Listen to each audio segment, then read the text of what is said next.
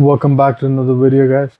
So before you try to stipulate in your mind that before you become that good dispatcher, I want you to understand this one thing um, as to what separates a good dispatcher from a bad one. So, like I said in the earlier video, that it's not just clicks and cursor movements. So it's not always about asking how much this load pays. It's not about okay, if you can book a load or not, because a 10-year-old can book a load if you just give him just those markers that you need to book a load at a certain rate, he can book it. But let's say you have a truck in Dallas and it's getting empty tomorrow.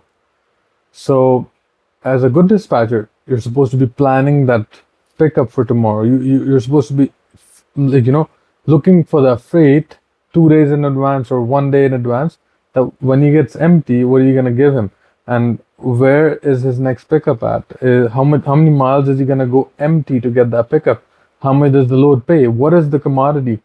So stuff like that. So some companies, let's say, aren't allowed to haul hazardous goods. So there's a special permit for that. Okay, so you got to make sure your company hauls that, and then you book a load accordingly. And then, for example, let's say, understand the whole chain.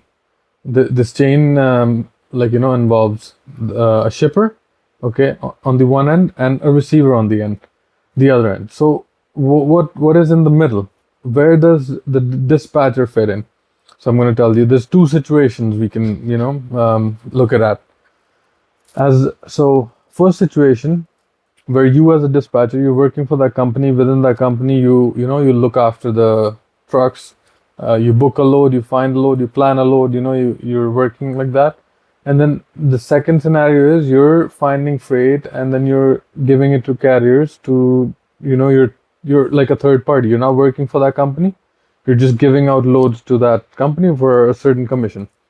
So shipper, the broker, okay, and the carrier, the trucking company here is carrier, okay, the transporter, and then the receiver, the carrier takes it to the receiver where the shipment has to go.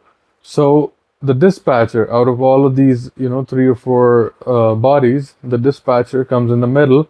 What the dispatcher's role is to basically communicate between all these parties. Let's say the broker gives the load to the carrier. You work for the carrier as a dispatcher. So anything that goes wrong, any delays or anything, what are you going to do? You're the link between the driver and the carrier and the broker, okay? And broker basically gets the information from you as a dispatcher, and then he passes on that information to the shipper or the receiver, whichever shipment it is, whoever needs it, the broker gives it. And it's hardly I've hardly noticed in my career throughout dispatching that you could communicate directly with the shipper unless it's an urgent shipment. Everybody signs off for the day.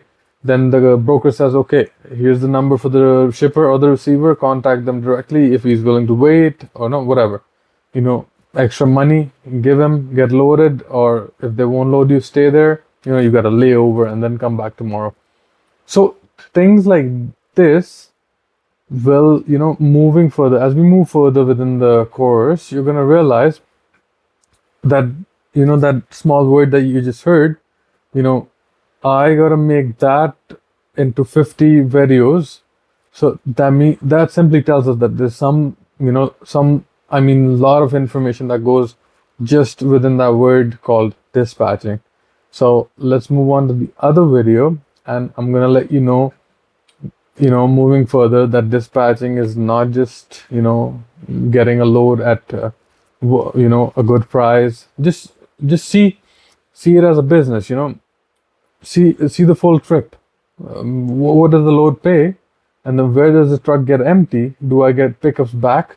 Where is the first pickup location that I can grab a pickup after I deliver this load? It doesn't matter how much load pays. Let's say it pays 6,000. From Toronto to Winnipeg, and then the next thing you find out is from Winnipeg you're only coming back with hay bales that pay you 1,500 to 1,800 bucks. So that's basically the backhaul. You gotta take a look at the full trip. Go and come back. How much is it making? Make it make sense. The business sense. Once you understand that, slowly and slowly, once you start understanding that, you're gonna, you know, pull yourself out. In your own head, you're gonna think, oh, if I can do this, I can do that, and then you're basically redefining your own capabilities, and you start booking more and more, and you gauge the market. You book a load at 6,000, and then you try to coop in. Let's say you start booking the same load for 7,200. You're basically counting in for your layovers, you're counting in for your deadhead, wherever you go. So moving further to the next video. Okay, let's see you in the next video.